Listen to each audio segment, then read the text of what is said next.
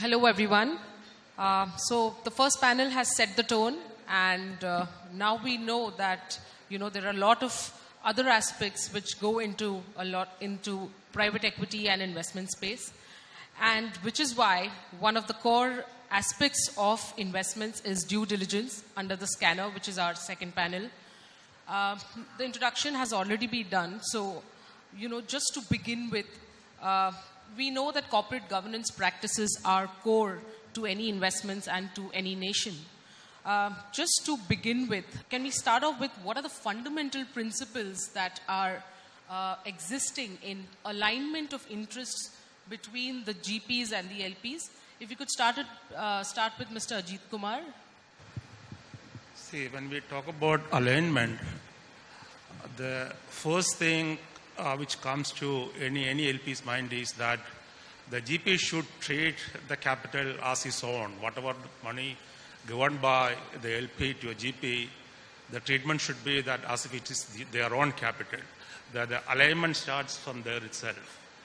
Then it percolates down to obviously in relation to the management fee, the carry, and then some of the other issues like how the additional fee if the manager is receiving, how offset can be done, some other issues relating to the subscription credit, and whichever way there is any kind of misalignment can be prohibited so that the GP works for the interest of the fund and the money which is given or entrusted to the LP, to the GP by the LPs.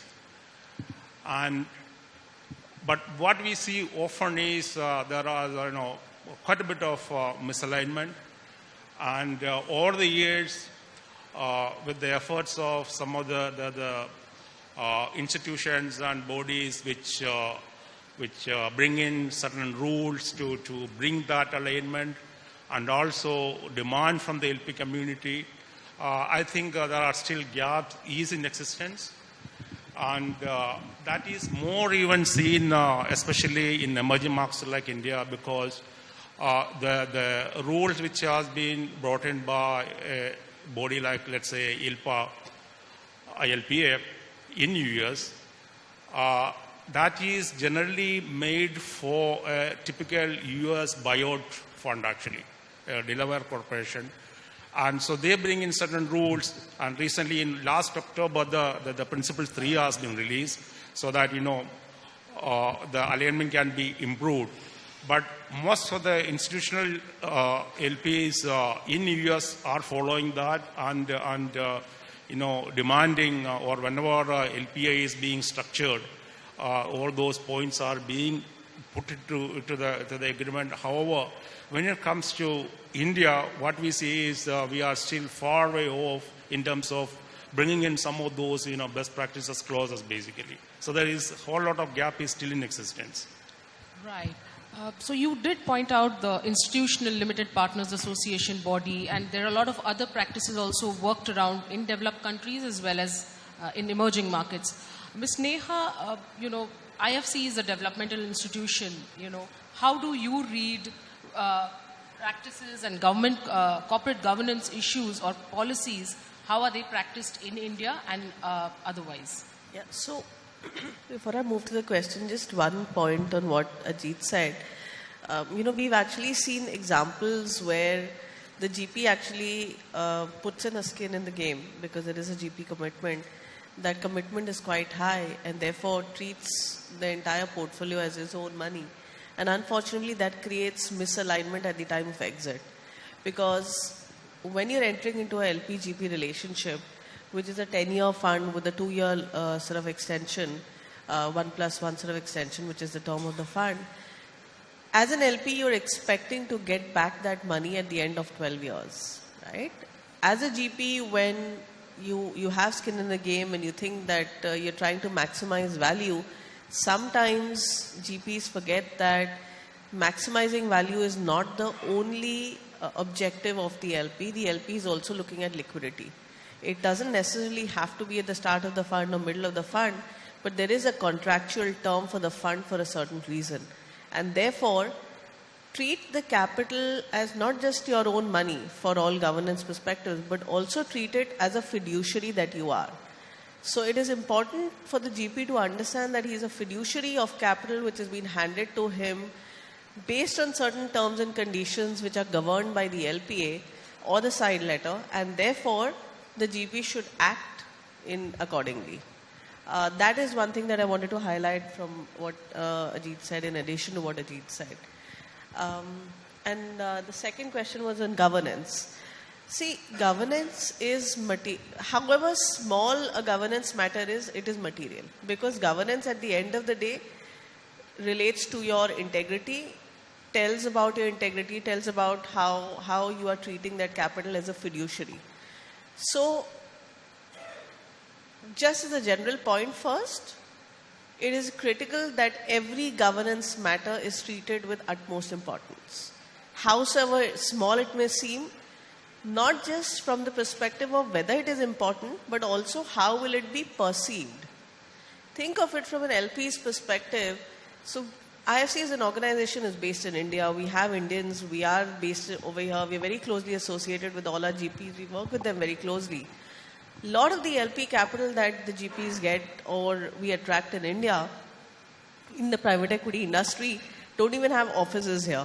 They're individuals who've not been in India, who've not worked in with Indians, don't understand the cultural context. So you have to understand the cultural context, you have to understand the point of view from where the LP is coming.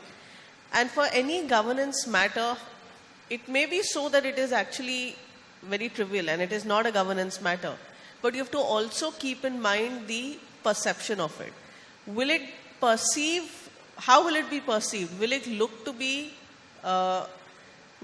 bad? Right? So it is not just the actual matter, but also how its perception is. That's critical, which I think a lot of us, and I've seen this in the industry over the last few years, forget. And therefore, sometimes things also get blown out of proportion. The third piece is, once you know something is happening which maybe is trivial, may be perceived or may not be perceived as trivial, the third thing goes to communication. So the third point is, please communicate, please be upfront, please over-communicate when it comes to matters like these. Because once something gets tarnished, a reputation gets tarnished, or there are whispers in the market, or there are grey sort of areas relating to a GP, it will be very difficult to come back from it. So communicate, over-communicate, communicate bad news first. I always say that to everyone I meet. Let us know the bad news from you rather than it coming to us from the market in the form of a rumor. Then we come back to you and check with you, because it leaves a doubt in the back of the mind, and you don't want that when it comes to governance. Now coming to the main question that you asked in terms of governance in India versus globally, I think there are all kinds of managers everywhere. There are all kinds of people everywhere. It is not that India or any emerging market is behind any developed market. Yes, the practices in a lot of the developed markets are better developed. There are more standards which are in place, and therefore, if you follow those bare minimum steps and also you're aware of the cultural context, you're able to get by easily and in a better way, in a better fashion, and therefore things don't get blown out of proportion. But I believe we've had a set of setbacks in India as an LP community and across the world, both in the emerging markets, also in the developed markets, case in point being Avranch, right? It happened globally. There were all kinds of global LPs who were invested in the funds. They had operations across the world. So it could happen to anyone. I don't think India is any behind, or there are GP, or that the GP community in India is far behind. I think we have great managers here. I think the GP community is fairly evolved now versus 15 years ago. I think 15 years ago, the industry was also very small. People didn't know, but now people are aware. There is a fair degree of awareness, communication, and I think I don't think any difference between India or anywhere else, frankly. Sure. Vinita wants to just... Just to add to what Neha highlighted. See, today I think the LPs are concentrating more on responsible investment. So it's, if, for example, a decade back when we were doing a fund document or, negotiating fund terms, probably the LPs would more concentrate on fund documents as well as the terms of carry or management fee, etc. But today, we're seeing a substantial shift in the approach. There is more information requests and data sharing requests which is coming from the LPs. They're more concentrating on governance issues as well as implementation of ESG related concepts. And it's just not at the initial stage, but continuous monitoring of that. So governance is being given a high priority, if you see today, by the LPs to ensure that because it's just not the GP's reputation at stake, even the LP's reputation which is at stake. So a lot of issues go into alignment of these issues as well, and I think it also builds the trust relationship between the GP and LP. So it plays a big role, like how Neha was saying. Sure, that was a legal perspective. Abhishek, if you could add the GP's perspective to the corporate governance practices and policies. I mean, for GPs here in India, probably they've been very proactive on the governance side. They would be doing the best practices which they understand in terms of what's happening in the current macros. And the ILPA guidelines also gives them a fair bit of reporting template, so to say, which most of them are following. So they have a benchmark on what they need to do in terms of what levels of information they need to disclose in terms of when they make capital calls, when they make distributions. And of course, I mean, the legal framework around here is also fairly decent, which helps them in terms of putting the governance in place. Mr. Dhavalgi, your view as a consultant and a strategist, how do you see when you meet your clients and on the risk management aspect? Thanks, Bina. There are three aspects which I see in the due diligence to be carried out. The one is the legal due diligence, the financial due diligence, and the forensic due diligence. Most of the LPs, oblique GPs, focus on two aspects, that is the legal due diligence and a financial due diligence. A lip service is done for the forensic due diligence. But let me tell you, all are very important. Vinita brought out very important point of governance. Now, governance is very important. I did one of the investigations or one of the engagements with one of the Ps. Now, he refused to invest in that company unless there was an ethical ABC policy. And we had to write the policy for the entire organization. And then only the investment came in. So governance plays a very important point. Now, we not only write policies and procedures, we also do the forensic due diligence. Forensic due diligence is not only desktop searches. Desktop search is only an add-on. Most of the, companies which we invest in are either proprietorship companies or partnership companies.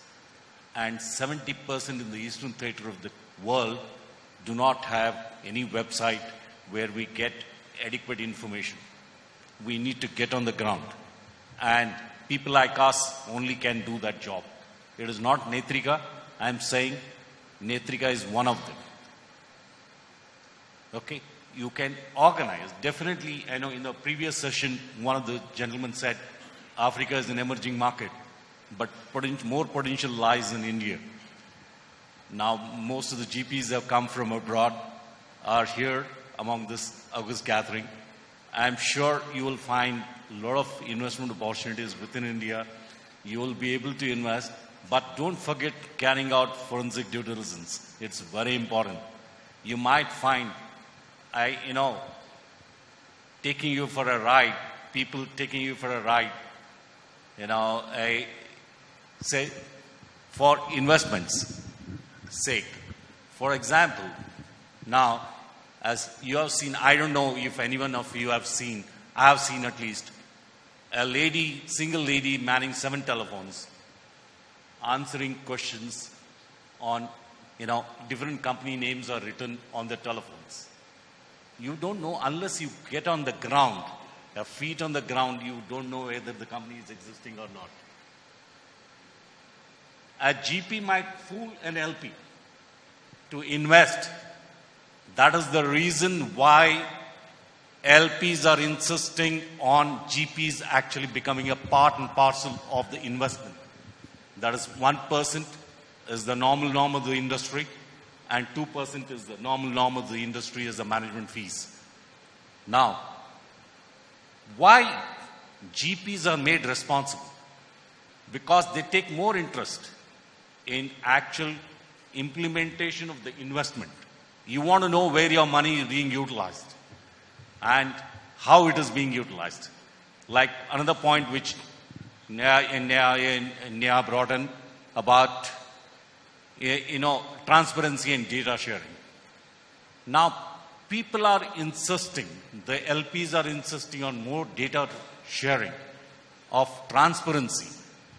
And you need to be transparent while sharing the data pertaining to various aspects. They want to have a control over the management. Then they want to have at least 40% of their own people and 60% leave it to the GPs. While they say they don't interfere, but let me tell you, all LPs want to get out with a minimum of 2x after 3 years. If you want to achieve that aim, obviously you need to work hard. And GP will be well interested if he is investing himself. Otherwise, he will not be interested. He will be interested in making his management fees and getting out. That's it. I'll just come to you, Vinita.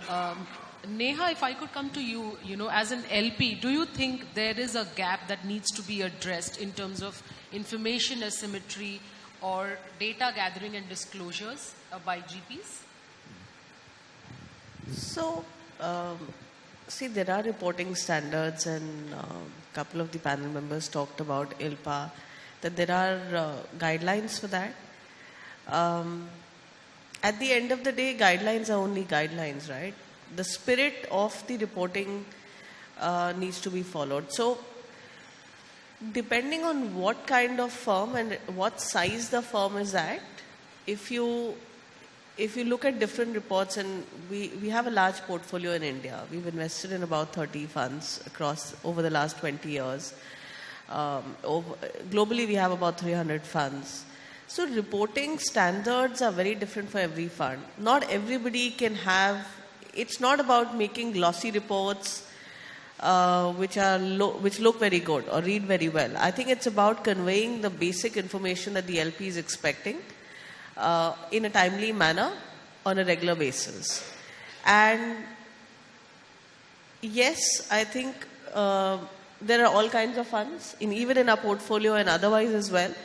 The reporting standards are very different. There are gaps which can always be met. There are always improvements that can be made. It is difficult, I understand, if you're a GP with a small team, with a small fund size, to invest into that. But at the end of the day, if you're taking money from an LP into a blind pool for 12 years, the least one can do is invest into that function or that role and get information out in a timely and periodic manner. So yes, there are gaps that exist. It is difficult on a GP because you have to invest time, money, everything into it. But it is important you do that, because if you don't do that in your first fund or in your fund that you're currently investing out of, even if you're commercially successful, in the second fund, a lot of LPs will say, you know what, maybe this person got it right because he was lucky. We don't know if he can do it again. So to get that trust and get that repeat investment from an LP, it's important you do that over consistently over a long period of time. That's it. I would probably like to add one thing here. So it's all about the intent, right? I mean, if the manager wants to disclose and there's nothing to hide, he's kind of really upfront with the data that he provides. I mean, just taking one step back, Neha mentioned about the disclosures or reporting once the investment's already made. We look, as a fund of funds, we look at a lot of funds that come to us for raising capital. So before we make the investment decision, there's a lot that we want to evaluate. That's where the real due diligence is. At that stage, I mean, just taking a comparison with the Western world, what we've seen is probably in India, the data that comes upfront is fairly limited. I mean, that's one stark contrast to probably when we are evaluating the US funds, they'll send us all sorts of data and probably that's 95% of what we want. Either we're interested or not interested. At upfront, you'll get all the data. Whereas in India, there's somehow that hesitance in sharing the data. I mean, you keep asking for data and then you'll get something and then again you ask for more and then you'll get a little bit more and it just goes on. So probably that's something what we've seen in our experience as comparing with the US. Probably that's something that can be improved in terms of transparency and data disclosure when in fundraising. Do you have a view on this? I mean, being an LP and a GP, how do you read this? What are the gaps? Yes, I have a difficult task to manage because I need to wear both the hats. So what happens is when it comes to disclosure or reporting, our US LPs, you know, they are very, very demanding. And obviously, we give whatever reporting we need to do as a best practice. But we try to enforce the same kind of reporting standards to our own LPs back in India. But fortunately, what happens is because of our association with some of the institutional names in US, we are able to inculcate that kind of transparency and reporting in our underlying funds. And, you know, we are in the advisory committee of all the funds we invest in. So in addition to the normal LPAC responsibilities of conflict resolution and trust of it, we also get into reporting standards and valuation methodologies, etc.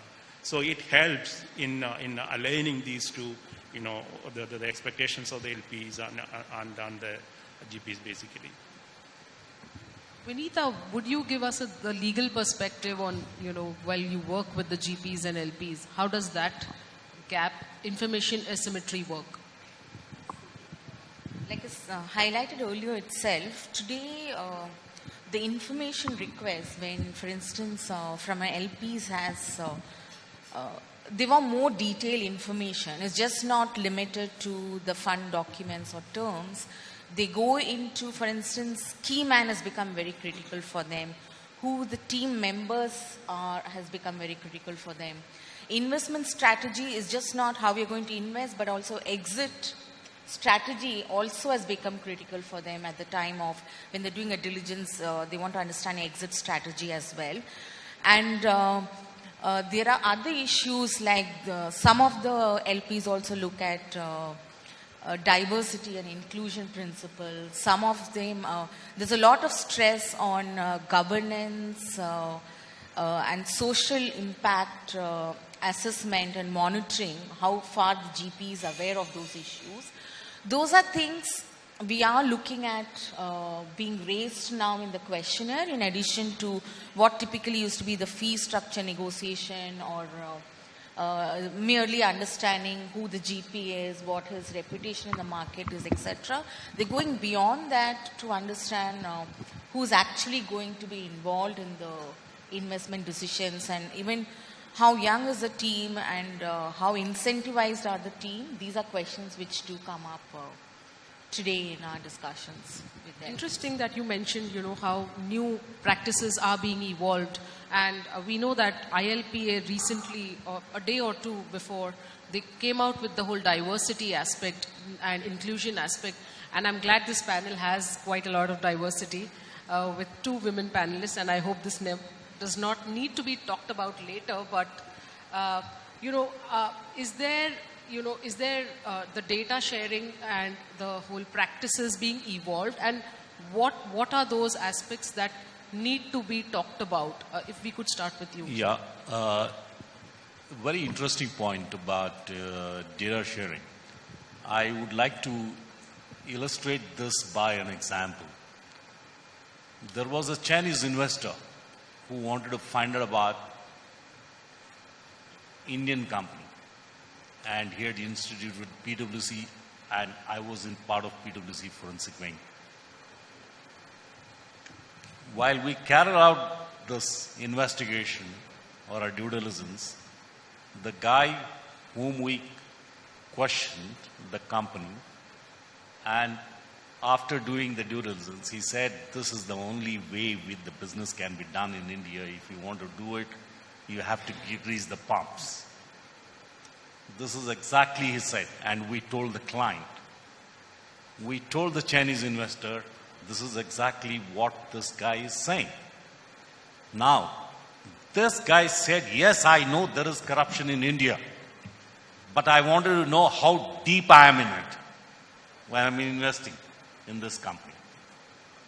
So, data sharing, whether one likes it or not, whether it is a palatable data or unpalatable data, it has to be shared.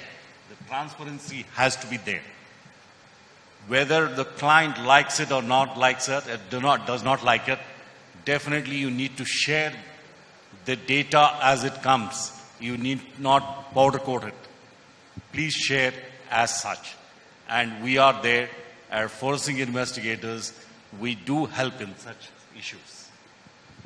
I would also like to bring out the whole ESG goals and, how are the GPs really imbibing these ESG goals? If you could start with Ajit, being a GP and LP.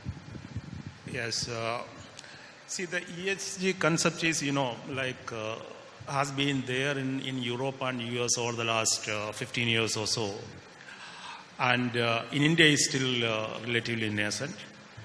But LPs obviously, demand ESG compliance. And so what they can do is possibly ask the LPs to come out with a ESG policy. And most of the LPs now have, I think they are putting it together, those who don't have. Those who have, obviously they are trying to change it and upgrade to the demand of the LPs. And, this ESG policy has to be seen in the investment decision making when they identify a portfolio company. An LP can understand whether there is certain element of ESG implications, which area they can improve upon that. And those points, they have to report it back to the investors.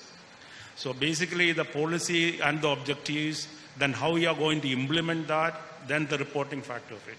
So if the local GPs, the Indian GPs can take care of it and address it, it will be better.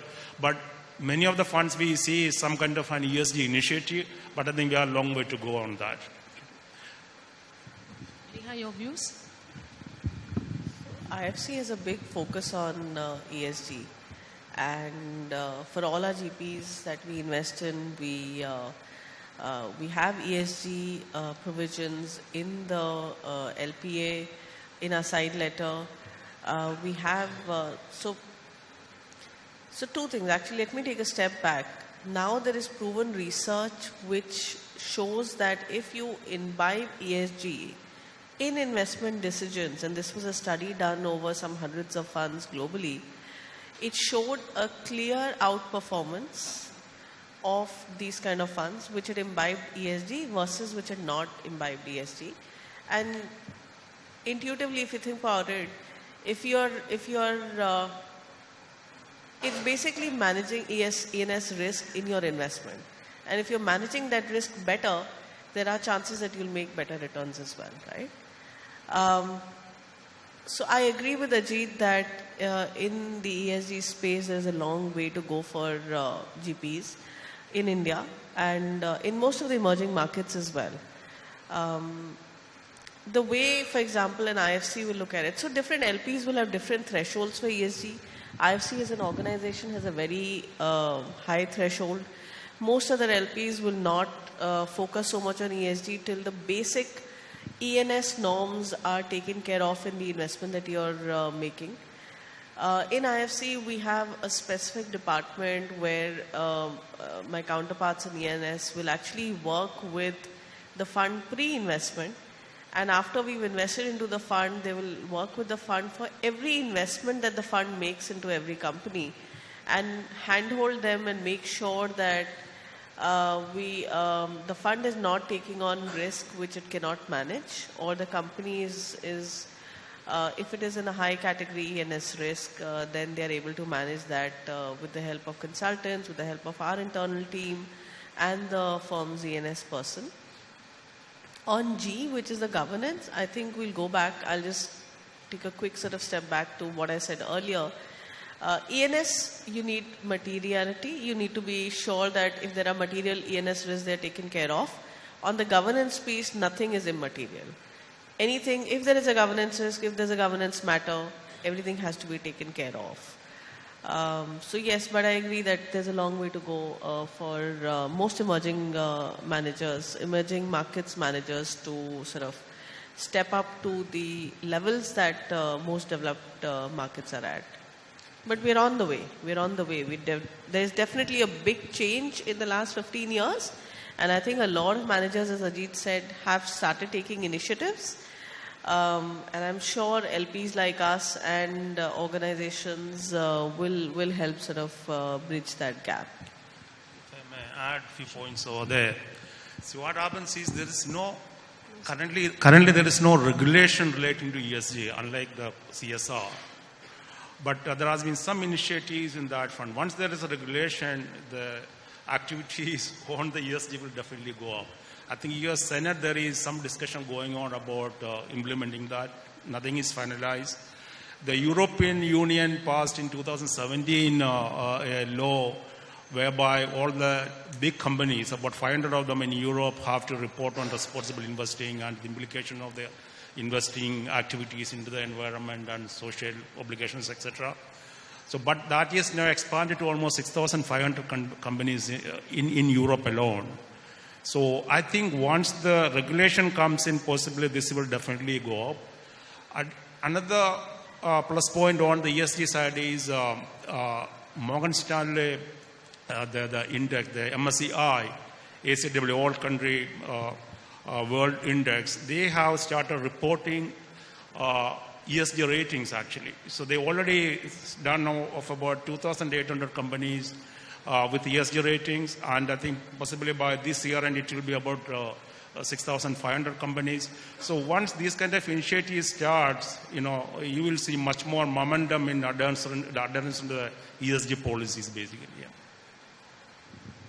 Abhishek, you have a view on how their ESG goals of LPs are? Yeah, so I think, for us, ESG is of course important, but it's not as important as it would be for IFC. We don't really get into measuring the real impact that each of the investee companies in our GPs have kind of created. But it's like becoming a norm. So for accounts, you have accounting standards, which are like well-defined, well-described, but probably we'll get there in terms of ESG within the next 10 years as well. Right now, ESG is kind of loosely used mainly in India, where the impact is not kind of quantified, but yeah, it's kind of important for us. And for us, the governance piece is very important. We don't want to be stuck with a manager who's low on governance or has a low integrity or a bad repute. Probably there are like more than 18,000 active fund managers only in private equity globally. And we need to select the best ones. We probably do 10 to 15 funds in our portfolio. And if we have to select the best funds and we are going to be invested for like 10 years, we definitely don't want to be stuck with someone who's low on integrity or whose governance is bad. So governance as of now is very important for us. But having said that, environmental and social aspects also important. We make it a point that the funds in which we invest have a policy, so to say. Probably they might not be monitoring or calculating the impact on a quarterly basis, but at least they should have a policy in place. Vinita, you did mention about the diversity and inclusion aspect do ESG goals also feature a prominent part in terms of the goals? Yes, in fact, in most of the investment agreements today, we do see that these are clauses which are included. Secondly, just to address, even though there are no formal ESG rules or guidelines as such, there are different laws in India which do address each of these aspects. Probably earlier, the investing companies or GPs would not probably concentrate more on environmental issues or social impact issues, but those are taking precedence now. Governance was always a top priority. There was no doubt on that, and even our Act codifies that very strongly. But environment and social impact issues are also looking at it, and of course, we have seen it being strongly implemented, not only in investment documents but also lending documents. But it's probably become more important as compared to earlier. So to that extent, GPs are treating it as a norm. In fact, even investing companies are taking it seriously given the obligations which are there imposed. Interesting. Do you get such clients who... Yeah. See, one thing you must remember, the LPs want to exit after 3 years, making their money double. So ESG cannot be the focus area, it is an add-on. I tend to resonate with Abhishek's views on this. Now, 88% of the people exited the funds. They did not exit it from discussion from the GPs, with the GPs, after they found that focus area has been only on ESG, environment, social and governance. Now, 18% after investment, they exited after taking the investment back. After making the investment decision, they exited. 97% believe that this is going to be one of the focus areas going ahead. ESG is going to be the focus area. Now, while I quoted the example of one of the investment companies which asked us to do the due diligence of ethics and governance policies, writing, it was not there. They were not prepared to invest unless this policy is there. Now, remember, gentlemen, ladies and gentlemen, sorry. But Vinita is laughing. I'm sorry. See, you should remember that this governance is going to be the order of the day. ESG is going to be the order of the day. But let me tell you, that is not going to be the focus area. It is only in the add-on. Definitely, it is good to have, but definitely not the focus area. Focus area is going to be doubling the money within 3 years. That is going to be the LP's focus area. Neha definitely wants to respond to that. I just have one question.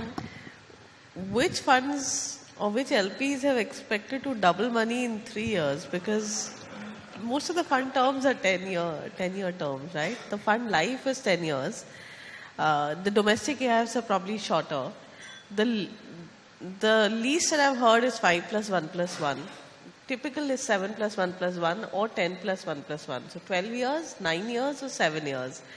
And I am yet to see a fund which has doubled money at a portfolio level, one deployed and doubled in 3 years and exited. I would love to. If any of you have done that, please meet me.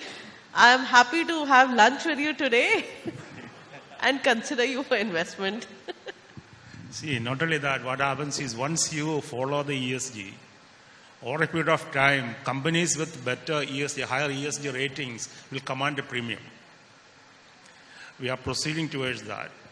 You know, something very close to the carbon footprint. Companies, those who have got lesser carbon footprint, obviously there is a value. So that will happen. But in addition to that, the concern for the world, be it socially oriented issues or be it weather-related issues, or for anything for that matter, investors, especially the institutional investors, they care for possibly something giving back to the society in these kind of forms. So a focus on ESG definitely will be helpful over the long term, not only for profit making, and also there is definite profit making abilities also, because once an LP understand the underlying company very well, he will definitely understand which are all the areas they can improve upon on the ESG factors. And there are potential to make money as well. It's not that everything ESG is, just a talk and there is no money can be made. There are opportunities to make money through ESG also. So we are trying to possibly do a little bit of, socially responsible investing. Of course, we need to make money, but at the same time, let us make money in such a way which is good for the planet, good for the people. Just to add to it, in fact, it helps in increasing the value of the portfolio investment ultimately. And I have a slight different view as compared to what you said, because I've seen GPs exit investments on governance issues, or where there has been some sort of social impact issues. I've seen GPs exit because it's more against the principles as compared to whether you're looking at a 3x or a 4x, because it goes to the core of the investment strategy itself.